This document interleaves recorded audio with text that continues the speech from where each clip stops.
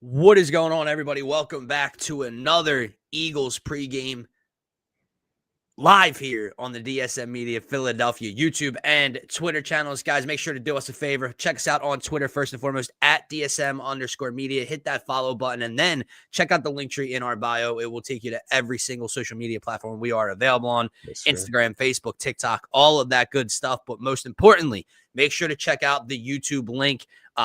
It's the best and only spot to get your thoughts, comments, and questions pulled up here with us, like you can see on the screen. I'm one half your host, Dylan Davis. To my right, my faithful co-host, Scotty. It's revenge week if you haven't heard about it, Scotty. Rams, Birds, divisional round matchup. No snow today. No weather today. We'll see how it goes. We're going to get into our keys to victory, our predictions, our best bets, a lot more fun stuff. D-Rab, let's fucking go. Guys, make sure to drop a comment, drop a go Birds. My man, happy Sunday, and let's get to it. Happy Sunday, my man. Happy to be here with you. We've heard this revenge story before, so it's nothing new in that sense. But nonetheless, man, I am excited to break it down with you. This is a good Rams team coming into town. Not going to undersell them there. But yeah, we can dive right in, man. Let's get right into it. I don't want to oversell some of my points to start the show here, but it is a big game nonetheless, man. It's a big game, man. There's a lot of talk, right? There's a lot of talk ever since the schedule got released. We had the Super Bowl rematch last week. We play the Packers later on in the year from the wild card round. Obviously, we play the Commanders. We play every team that we beat in the postseason last year this season. We get the divisional round game today. Both teams coming in 2-0. The Rams have looked very, very good. Devontae Adams, Puka Nacua, one of them is going to be a problem today. We're going to talk about that defensive side of the ball. Normally, we start defensively. I'm going to start on the offensive side of things, man. We all know the clip that went viral after the Eagles were kneeling it out against the Chiefs. Chris Jones trying to talk some shit to Jalen Hurts and company. You guys didn't even get 100 yards. Jalen said, well, hold on. We won the fucking game. Shut your ass up, buddy. But it is a story. It is a storyline. There were question marks about it last regular season. Now people are talking about it again. Will A.J. Brown want to leave Philadelphia because of this? They can't throw the ball, yada, yada, yada. So you could expect a point to be proven today. You could see Nick Sirianni and Kevin Patullo and Jalen Hurts start to open up that playbook. Yep. Hopefully there's a lot more playbook to be had than we've seen through 2 weeks, man. But that's not where I'm going. You go with what works. If it ain't broke, don't fix it. And I'm not just talking about a 2-0 start to the season. I'm talking about what 26 did to this same defense last year. In 2 games, Saquon Barkley rushed for 460 yards against the Los Angeles Rams. He broke off 4 touchdown runs, 2 in each game, of 68 or longer rushing touchdowns. 68 was the shortest, I believe, of the 4 he broke off. Jalen broke off a 45-yarder to start the game in the divisional round against them. Run the rock. Do not fall into the trap. Do not drop Jalen back over and over and over again to prove a point. And I don't think they will, man. I think Saquon Barkley has an absolute field day against this defense yet again. Yeah, no, I think that is a great point, and it's the first thing I wrote down on my page here about the offense as well, man. As much as we want to see Jalen let loose, as much as we want to see, and I say we because I want to see us pass the football too. Yep. Like I do love a high-flying offense, like just like everybody else. Like don't undersell that. I just love winning. I love the Eagles winning football games more. So at the end of the day, if they get a W, I don't care that much how it looked, but You can't like overthink that coming into a game like this, like you said, where you had significant, it's not just success, significant success on this team last year running the football. They're going to come out with the focus to try to stop the run, of course, just like every other team will. And yeah, let's make them prove that they can stop the run in this game. Let's not assume that they're going to come out and load the box and be able to stop us. Let's make them prove it, something that they were not able to do last year. And so, correct. To your point, man, I think I almost would be okay with a conservative approach in this game, in a sense, man. Like you come out first half specifically And maybe you do run it on first down every single drive you start. Like, I'm not saying let's be predictable. I'm not saying that. I'm just saying because that is something else I want to discuss within. Yeah, I'm not saying I want that, but I'm also not saying that I wouldn't be surprised if we come out with a risk averse type of team and we come out and dominate the game to unlock the passing game, man. Because exactly, let's say the first few drives, you come out and you do run on 1st and 10. And over and over and over again, right? And it's like, man, they're getting predictable. And then all of a sudden, Jalen pulls it, bootleg, and they haven't done that at all this year, man. So that is my next thing. But go ahead. I wanted to throw one more thing on the end of it's kind of our point on that first one, because we're saying the same thing. Run the damn football. The other thing I would say, it keeps the ball out of Matthew Stafford's hands. Yeah. Just continue to bully, continue to dominate, continue to feed into your strengths, man. People, it's been a lot of talk as well this week. They're a hard watch. They're boring. I don't give a fuck. Were they boring in the NFC Championship game last year when they dropped 55 against a division rival? Were they boring in the Super Bowl when he was slinging it all over the field and the dagger was born? Was that boring? It's 2 weeks into the season. They're 2-0. And the funniest part about it is they're boring because they're not throwing the ball well. Right. Well, wouldn't that give defense an edge? Wouldn't that give teams an edge? Wouldn't that slow down the Eagles? Should they be 2-0? Will they be 3-0, etc.? Yeah. But to feed off of the run the ball point and run it early, man, on drives.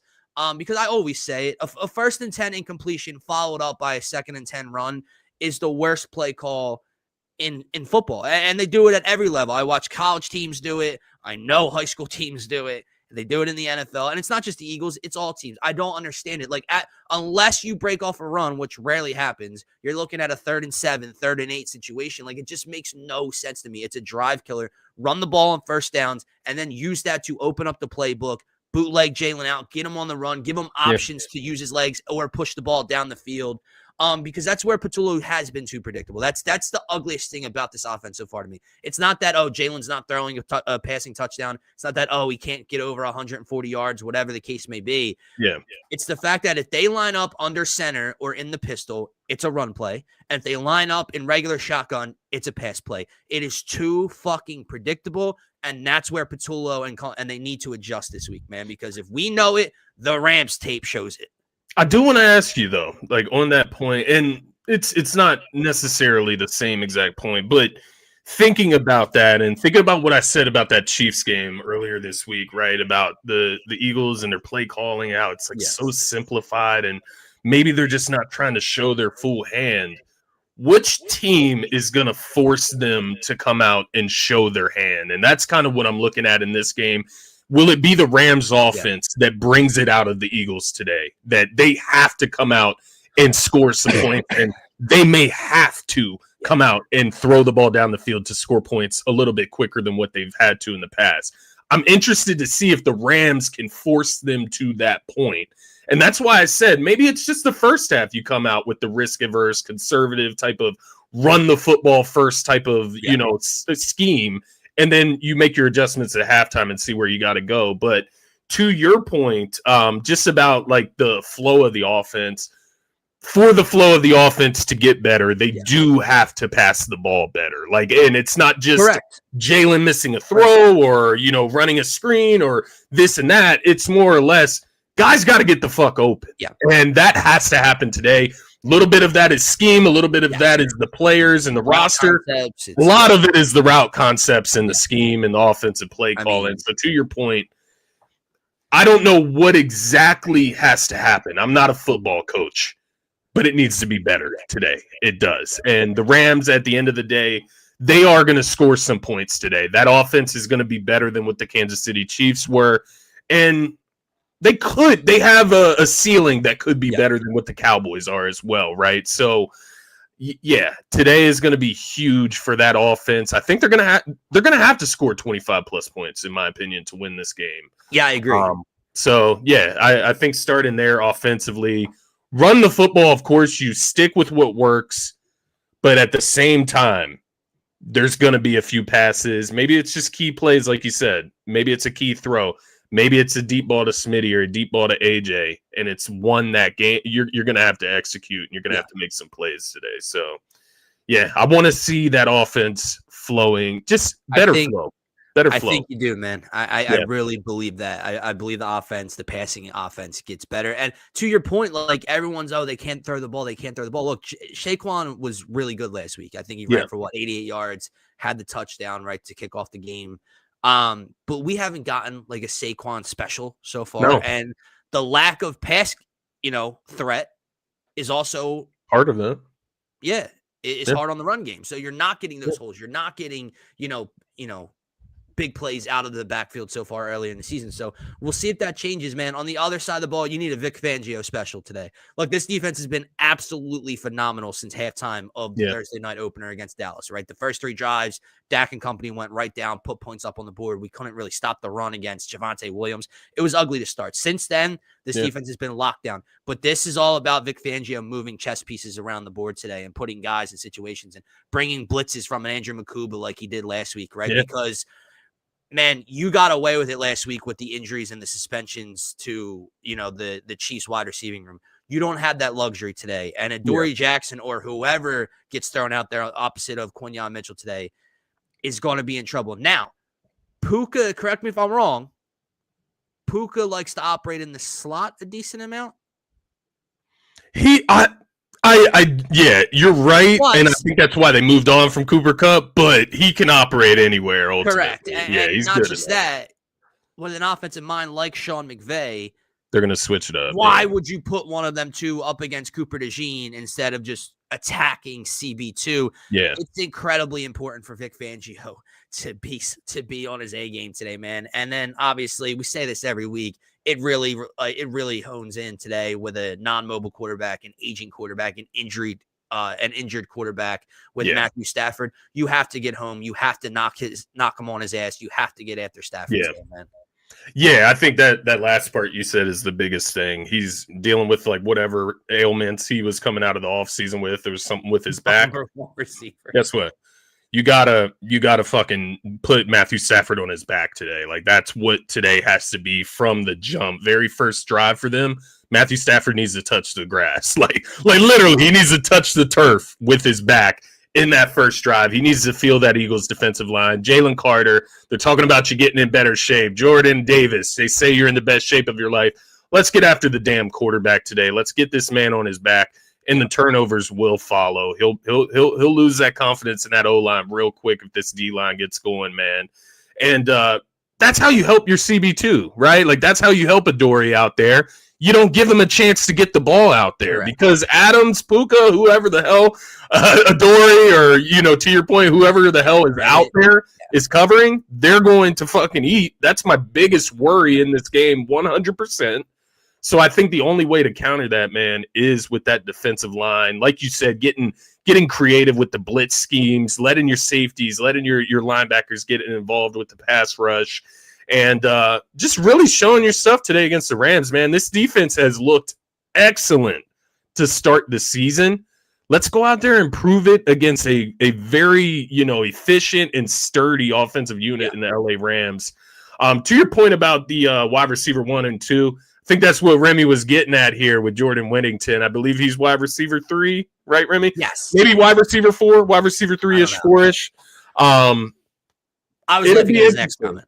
Because that's, like, to your point, if they are putting Adams and Puka outside to avoid Coop DeJean on the inside, it's going to be a matchup on the inside. So it's interesting. To that point, I don't know if Whittington is the guy. It depends which route they go. I mean, it just wouldn't be where I would attack. If you're Sean McVay, why would you try to attack Cooper DeJean with a third or fourth receiver than target a struggling corner 2 with one of the better receivers in the league? And I'm not. Listen. Puka is top 5. Fifth, probably fourth, fifth, sixth best receiver in the game. I was sleeping on him last year, but he's nice. He ain't the best receiver in the game. He's not the best, but he's nice. No. He's nice. But the last thing I'll say, man, and again, when we talk, we say it's very basic, right? Run the ball, get after the quarterback, right? It sounds, these guys know ball, right? The last thing the Eagles are 19-1 in their last 20 games, which is insane to think about. But in those 20 games, they have protected the football. Jalen Hurts has protected the football. You must keep that streak alive today with an offense like this. Again, it is a revenge spot for them. You have to win, not just win the turnover. You have to just protect the football. I don't care if you don't turn the Rams over. It's an added bonus if the defense or special teams can come away with a turnover or two, like we did in the divisional round game, like Kyrie Williams fumbled on that Sunday night game in the regular season when the Rams were moving the ball down the field for their second straight possession. You don't have to win the turnover battle, but you can't lose it, and you can't afford to give them any type of momentum or short fields today. No, number 5. We'll go with number 5, number 6. Number 4 through 7. That sounds right. Somewhere in there. No, I completely agree with you, man. And I think to the revenge point, I think it's fair. Like, they should want revenge. Like, we beat them twice last year. We ran the ball down there. I'm sure the Chiefs wanted revenge too. Exactly. When narratives die when you line that shit up. That's the way I would put it. You can throw all the narratives out there in the world. When you line that shit up with the Philadelphia Eagles, you better be prepared. And Remy, if that D-line is what you say they are, man, let's go out here and compete and see them play at the highest level today. I'm interested. Don't get bullied on the defensive line. Do not. Do not. And to be fair, he had a sack, I think, in that playoff game, right? He did all right. But Jared nice. I'm not hating on Jared. He is nice. It's just there's levels to it, and I don't think that they're on this level. But like I said, I am. If I'm being honest, into 3 weeks, it's the most nervous or scared, that I would consider myself because of the 2 wide receivers they have. One of those guys is going to be a problem. However, I just trust Vic Fangio undoubtedly, wholeheartedly. Like, which receiver do you think it is? Like, in your gut, like, who do you feel it is? I'll throw it out there. I feel like it's Adams. Yeah, me too. But as soon as I say it out loud, it makes me feel like I'm sleeping on Puka. So it's interesting, but my gut says Davante Adams. Bro. Touchdown threat. Bro. He might have made a couple plays. I'd have to go back and rewatch the game again. You got. How many snaps did he play before he got hurt? Like 1, 2? Saquon ran for 205 on your defensive line. Jalen they ran 3 touchdowns of almost 50-plus yards. Your D-line didn't need anybody up. It didn't need anybody up. He might have made a couple plays. I'm not saying he didn't make a couple plays. He might have gotten to Jalen's face a couple times. You didn't need anybody up in either matchup last week.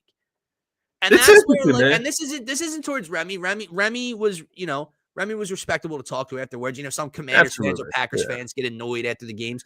He's not irrational. Right, he's not irrational. Here's where the delusion sets into me when people talk about these two teams. And the Eagles could very well lose this game. I'm not just locking this in as there's no chance. The Rams are very, very good. They're a top 2 or 3. They're a top 3 team in the NFC. What I'm saying is people act as if these two teams didn't play in a dome just a few weeks prior to the snow game. Yeah. If it wasn't for the snow, first of all, both teams play in the snow. Okay? Both teams had to. The Rams weren't just playing in the snow, and then when the Eagles came on offense, a dome closed and there was no snow on the field. Both teams played in it, and they traveled to your crib about 6 or 7 weeks prior, and Saquon ran for 255 and absolutely beat the dog shit out of you. So I don't know why people, we'll see what happens with no snow. We saw what happened with no snow. Not saying things won't be different today. The Rams are improved. Davante Adams is a upgrade over Cooper Kupp at this point of their careers. They're better. We'll see how it goes. And to your point, I would like to know. I'm not even being. Like, when did he get injured? That was my follow-up. Might have only had 20 yards before he was hurt. Did he get hurt on the second drive of the game? When was the injury? Yeah. Like, these are empty comments, man. Like, you gotta follow up with that. Like, we need to know, was it in the second half of the second game? Late third quarter, and then he got hurt, and all of a sudden it started exploding on the offense. Did he not play in the first game, and then that was the second game that he did say he did say he was hurt. I don't know. Okay. I'm not sure, but It's going to be You can't just say Saquon had 20 yards before he went out. Like, if it's the first play of the game, he might have Saquon only had 20 yards before he was hurt. He got hurt on the third play of the game. Like, to be fair, in the playoff game, I think Jalen broke off our first big run in that game. 44 to open it up a little bit. So maybe it was after. Well, that. so here's how I know. Here's how I know he did get hurt early. Yeah, because Saquon ran his first touchdown before any snow was on the ground. Remember when Verse was chasing him down the sideline? Oh, you're right. You are right. Whenever Saquon scored that touchdown, I'll look it up right now. When did he said it was the second quarter? He said it was in the second quarter. That's what Remy said. Have no fear. I'll find out if I can. So that makes sense. Why can't I click on the game? I have the first one pulled up right now. I have the Eagles schedule from last year, but I can't click on the. Actually, can I? Yes, I can. There we go. Saquon ran. No, he ran it with 1 minute and 7 seconds left in the first quarter. Oh, Saquon did. Saquon ran a 62-yard touchdown with 1 minute and 7 left in the first quarter in that divisional round game. And Jalen ran the 44-yarder 3 minutes into, 3 minutes into the game. Yep, you're right. I see it. So, no disrespect to Mr. Fisk, but he wasn't stopping shit.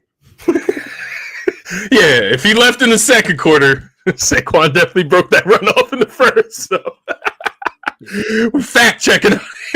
Nah, it's all good, Rams. I know what you mean, man. It makes a difference across a whole game. But, for sure.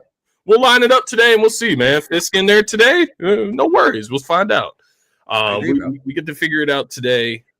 That is the thing, man. Going into these games, it's the offenses that I guess intimidate me. It's not the defensive lines. Like I do get it. Like there's great defenses in the NFL, but if there's one thing I trust on our team, it is the offensive line. Like that is like I don't know. That is where like my heart and soul like lies with the Eagles is the trust. So like our man Martian, he's not in here this morning, but line that shit up. Shit up, baby. I trust that the most, and so that's what we got to get into. I think when you talk about teams like opening up the game, and this game is approaching 50 plus points. It's not to say that the Eagles can't win games like that because we've seen them do it. I remember the Bills game that I was at 2 seasons ago. That was during our down season that happened, and Jalen went out there and performed. Yeah. But I just think it's not the ideal way for the Eagles specifically to win, right? They can win airing it out, but it's not what they want to do. So no, they control it. They control the trenches. Control it.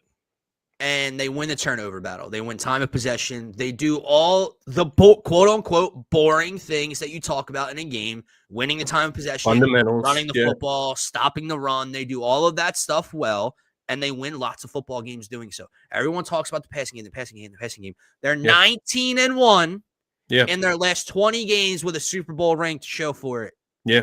I don't give a fuck what you have to say about the offense. When the offense wants to go nuts, they go nuts. They did it on the 2 biggest stages of the season last year. It's fair, yeah. I don't need to hear anything. More than fair. I don't need to hear anything from you. Let's get to predictions and some bets, man. What are you looking at betting wise from this game? The over is very intriguing in this one. I just don't like doing it when it comes to Eagles games because obviously you need the opposition to score to help you win your money. And I don't want there's no rooting for the Rams to do anything positive today. So I'm not going to lay the over.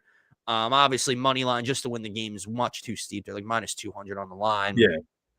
3.5 is intriguing. Honestly, I was looking at, I know the line is at 24.5. I was looking at 23.5. 3.5, yeah. Yeah, it's minus 135. They love to do that shit. They Feels really a little do. juice. Yeah.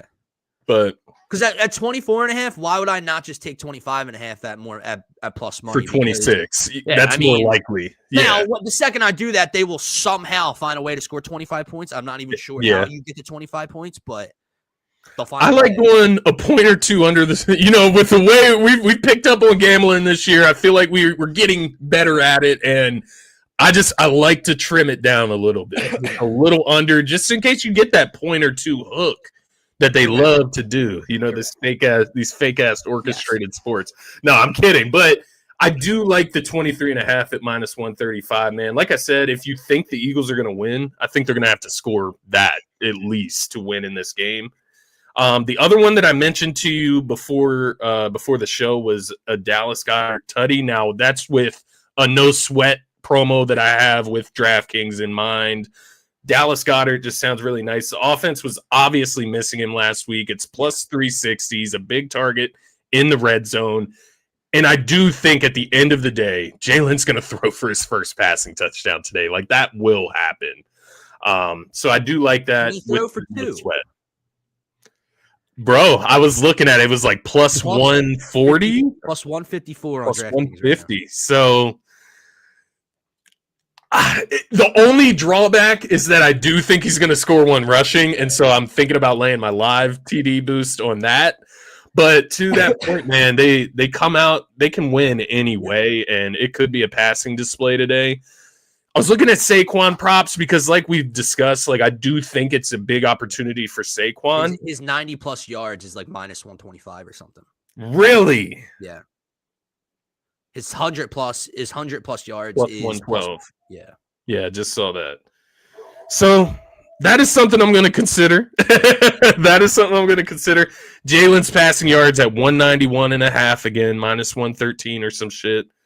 Always like 200 passing yards is plus money, man. Yeah, I mean, I'll go down with the. You're just banking on him, finally getting over that mark and them having to pass the ball. I'll lay it every week. I'll lay it every single fucking week, dude. Those are what I'm looking at, man. Dallas Goedert Tutty. If you go the Goddard Tutty, do you just like the Jalen passing tutties over 1.5? Right. And then, you could always go with those. You could go with Saquon rushing yards or Jalen Hurts passing yards. It's tempting both ways. But here's another thing I'll throw out before we get into our game predictions and get out of here. Yeah. Just be prepared, Eagles fans. I'm not bitching. I'm not complaining. I'm just saying be prepared to be annoyed today. Yeah. They are going to throw flags on the tush push. They're going, whether it's existent or not, whether they actually do jump early this time, whether they're lined up in the whatever the case may be. Good point. They are throwing with how much attention it gathered last week with what Dean Blandino had to say. Adam Schefter goes on Get Up because this game was won back in the spring. Blah, blah, blah. They are going to throw flags, whether they're existing or not today. It's just going to be an annoyance, right? Yeah. And if they do leave early, okay, they got it right. They leave early. But if I see a replay and they don't leave early, if they're not really lined up off sides and they get it wrong on a rushing touchdown, I'm going to start to get pissed. Yeah. And I did see this crew today, this officiating crew, saw it on Twitter the other day. They call, I believe, the most. It's a young crew. I think the lead official is only in his second year or something. They call the most penalties on offensive lines for holding and false starts as a crew. And they also call the most offensive pass interference calls as a crew around the league. So we'll see what kind of day it is. We'll see what that lines up. But yeah, here today. Hey, it's like we always say on the show, man. The Eagles, the reason we have just such superior confidence in them, and every Eagles fan should at this point, they are so talented beyond those things. Like those constraints, the refs and all this extra shit, those are what makes the games close. Yeah. The Eagles aren't going to win every game. I understand that. I'm not an idiot. That's why I'm not betting the spread in this game, because I am a little bit nervous, but I do think they'll put up points. I think it's going to be a close game. And so to that point, man, just operate beyond the constraints of officiating and what these regular teams have to worry about. We don't have to worry about that, man. We're going to go out here and win no matter what. So, I guess that leads into my predictions. I'll throw this out there because I think it's easy to come on here and pick the Eagles to win every week. Like, I get that, and it probably sounds like unauthentic, but I'll just throw this out there. I'm not going to pick the Eagles to lose until they actually lose. Correct. Like, until I see them lose with these eyes, this roster, I'm not going to pick them to lose. It's just that simple for me. They're going to find a way. It's so funny because obviously I'm being exaggerative when I say this. Like, Obviously, I want to see the offense come out and destroy the Rams defense today. Obviously, I want to see Jalen get going through the air. I want to see AJ and Devontae and Goddard get going, right? Absolutely. But I would almost have as much joy if they just won an ugly, boring game again. Because I would just continue to listen to people talk about the holes in this team and complain how they're boring and blah, blah. And yet the Chiefs can't beat them. The Rams can't. All their toughest tests, all the teams they're going to see in the postseason, they can't beat them even when they're playing ugly football. So what do you think happens when they start playing great football? Yeah. So obviously I want to see this be the breakout game. Obviously I want to see the offense and the passing offense keep going, etc. But if they win this game 17-14, I'll laugh and enjoy it just as much. Eagles' first loss isn't this week. It's next week. It's in Tampa. We're a week early for that. Like, no, I'm being funny, but like that, I say all that on my last field. That would be the game where I would be like, well, maybe. But no, I think to be fair to the Rams, in the comments, man, like, yes, this is one of our biggest matchups of this season. It's definitely a marquee matchup. It's definitely a game I'm a bit nervous for compared to others. And yeah, this is a quality opponent. It's a great parameter game to see where the Eagles are at ultimately this season. So I got a ton of confidence based on previous history. I got a ton of confidence based on this roster. Rams are a good team. We'll see what they got today, man. But that being said, man, obviously I think we're both going with the Birds from that sense of talk. Come on. Who's your offensive player of the game? Who do you got going off in this one? For fun, give me number 11. It should be 26. Yeah. If things go to plan, if you do what you're supposed to do, if you take care of the advantages and the holes in that defense. Oh, no. Did I just freeze? Or is that Scotty frozen? Let me just check real quick. I think Scotty's offline at the moment. Something happened. But anyway, I'll go with A.J. Brown in this one, guys. Last week, or obviously in the snow game, Goddard was the high receiving yards in the matchup, I think with like 54, 55 yards. But obviously circumstances, weather, neither team was really throwing the football the entire game. And with as much success as you had on the ground, why would you do anything else? But in the first matchup, as great as Saquon was, 255, the two big touchdowns, right? A.J. Brown went for 109 in that game. There was a lot of chunk plays. There was a bunch of slants going AJ's way and creating space in the open field, right? I think for fun, I'll go with that as my pick. Let's see. His laptop turned off. Let me get him off the screen there. Oh boy, the mug is big. It doesn't quite fit for the solo layout, but if he gets back here in a second, we'll continue. Offensively, I'll go with A.J. Brown, but it should be a Saquon Barkley masterclass. But Kevin Patullo, as I said earlier in the show, guys, Kevin Patullo has to become less predictable. The film shows it. The Eagles line up in the pistol. They line up under center. It is a run play almost 99% of the time. They line up in the regular shotgun. It is a pass play almost 99% of the time. Switch it up. You line up in the pistol, play action, move Jalen out, throw him to his right, see what he can do with his legs, or push the ball down the field. You line up under center, bootleg it one way, see what he can do. You line up in the gun, let Saquon take it for once, but you just have to become less predictable. Or that Rams defense, to Remy's point, that defensive line that he does have a lot of respect for, can start to get home and can start to stuff the run, and then things become a little less easy, right? You become uneasy, and we'll see where the passing game goes. But I'll take A.J. Brown. Scotty, if you're watching, I'm going to get to defensive player now. And if you get back in, we'll continue. If not, man, go enjoy that Arsenal matchup. Defensively, I'm going to go with Quinyon Mitchell. Here's why.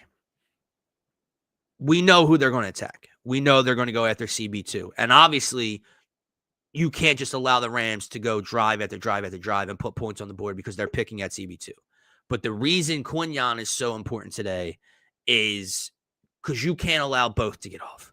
You cannot allow Puka and Devontae Adams to get off today and go after Quinyon and push the ball down the field that way as well. So Quinyon has to be a staple defensively and basically just limits the damage, right? If the damage is all going CB2's way, Vic Fangio can kind of do different things, scheme different ways to try to help over there.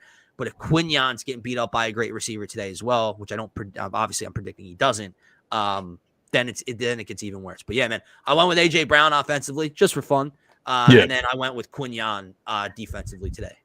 Yeah, no, I think that both of those make a ton of sense. And just on the Quinyon tip, since you just got done with that, I think it's a great point because when you look at Quinyon this season, it's not to say that he's been bad.